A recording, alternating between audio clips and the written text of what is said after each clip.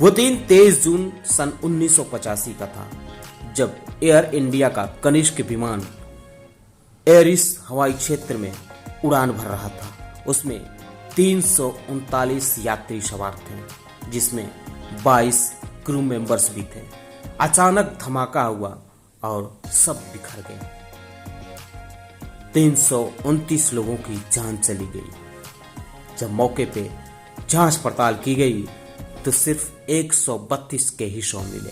197 शवों का पता तक नहीं चला।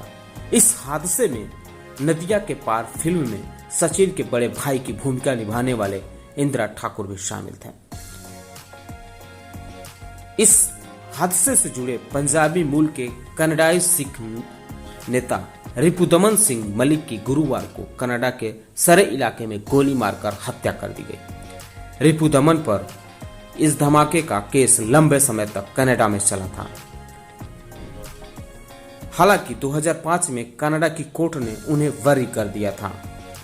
कनिष्क बम विस्फोट मामला क्या है, इस हमले के जिम्मेदार लोग कौन थे, मामले में रिपुदमन मलिक का नाम कैसे आया, मलिक को किस आधार पर बरी किया गया, अन्य आरोपियों को क्या सजा हुई, मलिक की कनाडा में क्या छवि थी, मलिक पर हमले की वजह क्या बता जा रही है। आइए इन सवालों का जवाब ढूंढने की कोशिश करते हैं। सबसे पहले हम कनिष्क बम विस्फोट के बारे में जानेंगे। बात 23 जून 1985 की है। एयर इंडिया की फ्लाइट 182 ने मॉन्ट्रियल में से लंदन के लिए उड़ान भरी थी। इसे नई दिल्ली जाना था। एयर इंडिया का यह विमान एक बोइंग 747 जंबो जेट था। इसे सम्राट कनिष्क के नाम पर कनिष्क नाम दिया गया था। वैंकूवर में एक सूटकेस कार्गो में चेक इन किया गया था। इस सूटकेस में बम रखा हुआ था। विमान आयरिश हवाई क्षेत्र में था, तभी एक जोरदार धमाका हुआ। जमीन से 31,000 फीट की ऊंचाई पर इस धमाके में विमान सवार 22 क्रू मेंबर्स और सभी 307 यात्री मारे गए। इनमें 268 कनाडाई, 27 ब्रिटिश और 24 भारतीय नागरिक थे। कनाडाई नागरिकों में कई भारतीय मूल के लोग भी थे। धमाके में मारे गए लोगों में से केवल 132 के ही शव मिले। बाकी 197 शवों का पता तक नहीं चला। धमाके में मारे गए लोगों में नदिया के पार फिल्म के एक्टर सचिन के बड़े भाई की भूमिका निभाने वाले इंदिरा ठाकुर भी शामिल थे। इंद्र के साथ उनकी पत्नी प्रिया और उनके बेटे की भी जान चली गई। धमाके के वक्त विमान हिथ्रो एयरपोर्ट से महज 45 मिनट की दूरी पर था। धमाके के बाद विमान टुकड़े टुकड़े हो गया। विमान के टुकड़े अटलांटिक महासागर में जा गिरे। कुछ यात्रियों के शव की जांच और मेडिकल चेकअप में पता चला कि उनकी मौत विस्फोट नहीं बल्कि समुद्र में डूबने के कारण हुई। वे विमान के ऐसे हिस्से में बैठे थे जहां वे ब्लास्ट से बच गए।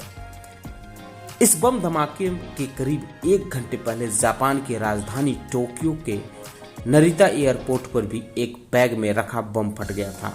ये बम कैनेडियन पैसिफिक एयरलाइंस की फ्लाइट से वैंकूवर से टोक्यो लाया गया था। इस बम को एयर इंडिया की बैंकॉक जाने वाली फ्लाइट नंबर 301 में रखा जाना था। जब बम रखे गए बैग को नरिता में एक विमान से दूसरे विमान में शिफ्ट किया जा रहा था, तभी वह फट गया। इससे 2 लोगों की मौत हुई थी। जांच में पाया गया कि दोनों बम धमाके एक दूसरे से जुड़े थे। इस पूरे मामले को कनिष्क केस के रूप से जाना जाता है। अब हम जानते हैं कि इस हमले के जिम्मेदार कौन थे।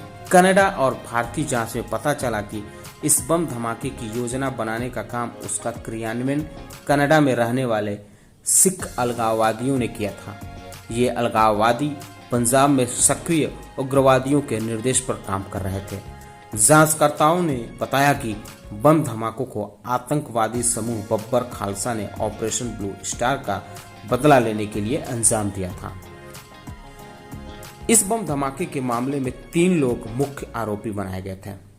इनमें रिपुदमन सिंह मलिक के नाम के साथ इंद्रजीत सिंह रियात और अजब सिंह बागरी शामिल थे।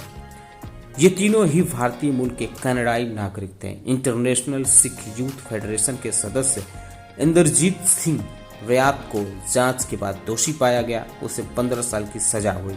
वहीं रिपुदमन मलिक और अजब सिंह बागरी को जांच के बाद बरी कर दिया गया। गुरुवार को जब रिपुदमन की हत्या हुई उस वक्त उनकी उम्र 75 साल थी। वह महज 25 साल की उम्र में 1972 में कनाडा आए थे। यहाँ उन्होंने टैक्सी ड्राइवर का काम करना शुरू किया। धीरे धीरे उन्होंने एक सफल बिजनेसमैन के रूप में अपनी पहचान बना ली। इसके साथ ही कनाडा के सिख समुदाय में उनकी खास जगह बन गई। वह वैंकूवर स्थित खालसा क्रेडिट यूनियन के अध्यक्ष भी रहे। इस यूनियन से 16,000 से ज्यादा लोग जुड़े हैं। इसके साथ ही खालसा स्कूल चलाने वाली ब्रिटिश कोलंबिया की सतनाम एजुकेशन सोसाइटी के भी वह अध्यक्ष थे। अब जानते हैं कि कनिष्क केस में मलिक का नाम कैसे आया। मलिक और बागरी को अक्टूबर 2000 में वैंकूवर से गिरफ्तार किया गया था। वहीं ब्रिटिश कोलंबिया में रहने वाले तीसरे आरोपी रियात को फरवरी 1988 में गिरफ्तार किया गया था। रियात एक ऑटो मैकेनिक और इलेक्ट्रीशियन था। रियात पर बम बनाने का सामान खरीदने, दोनों एयरक्राफ्ट में प्लांट करने के लिए उन्हें सप्लाई करने का आरोप था। मई 1991 में रियात जापान में हुए धमाके के मामले में दोषी करार दिया गया। इस मामले में उसे 10 साल की सजा हुई। इसके बाद ही कनिष्क ब्लास्ट मामले में भी उसे 5 साल की सजा हुई। 2003 में कनिष्क बम विस्फोट मामले में मुकदमा शुरू हुआ।